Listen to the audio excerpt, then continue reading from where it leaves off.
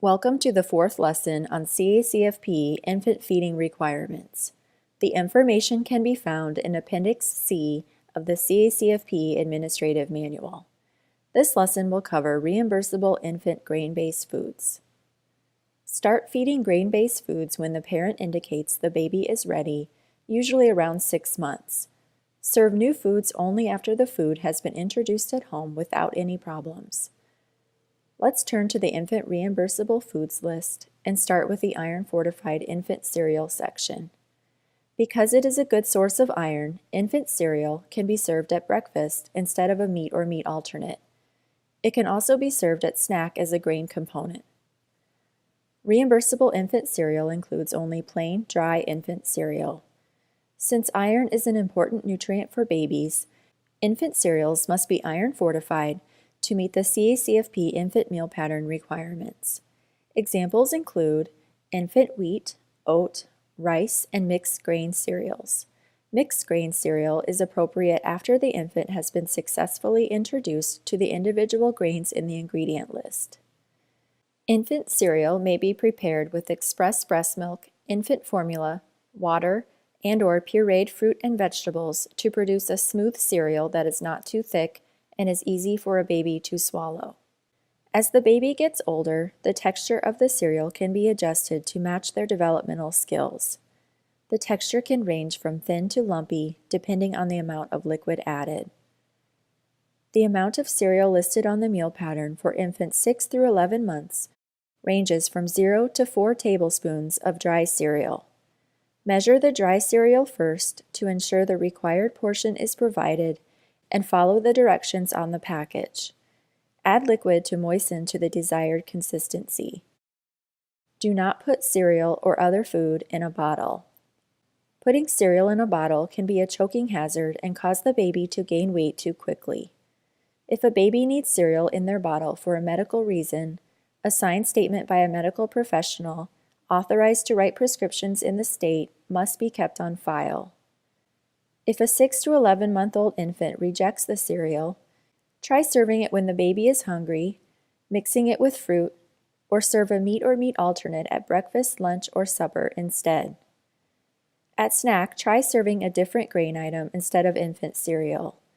If the baby still rejects the cereal, a muffin and pancake recipe using infant cereal as an ingredient may be used.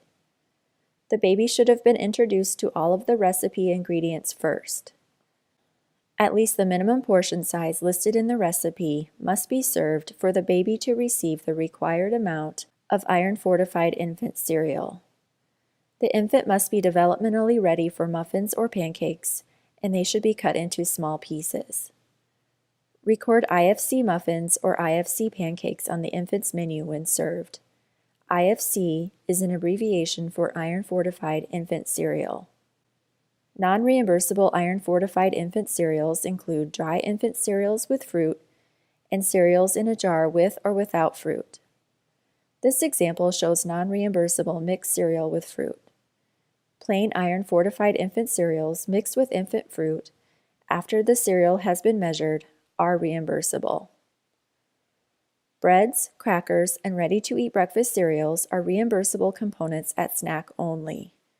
These items must be fortified, enriched, or whole grain.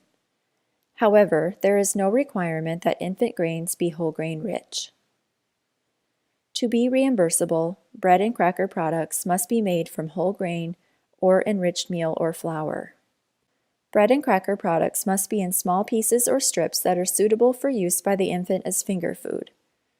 Select bread and cracker products of appropriate texture for the infant's eating abilities.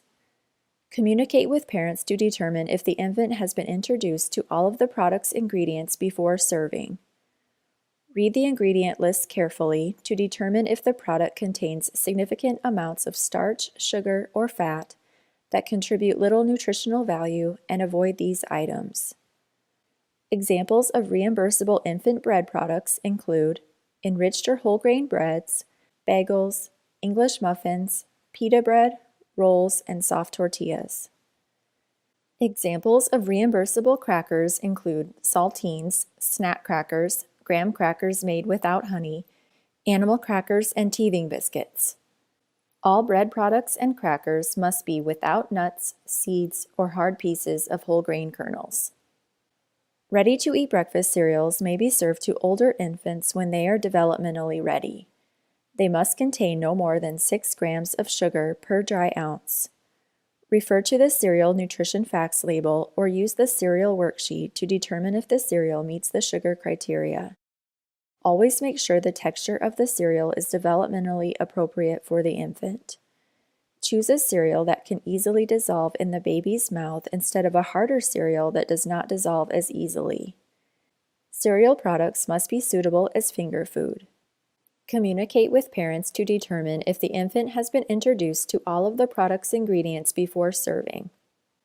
Do not serve sweet dessert-type foods to infants such as baby cobblers, cookies, brownies, cakes, donuts, sweet rolls, fruit and grain or granola bars, and toaster pastries, even if they are made for infants. These foods are not reimbursable, are less nutritious than other grain-based foods, and may foster a preference for sweets.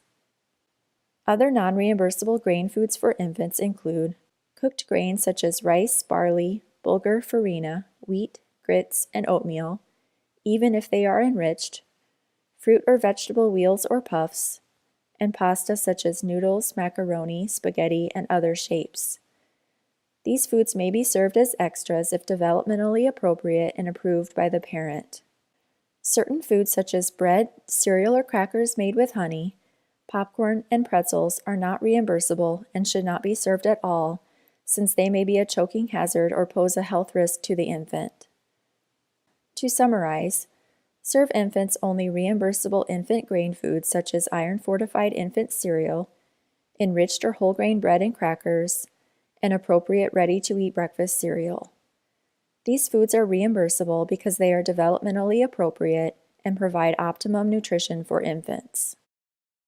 This concludes the lesson on infant grains. Contact the state agency or your consultant if you have questions. Contact information is found in the front of the CACFP Administrative Manual.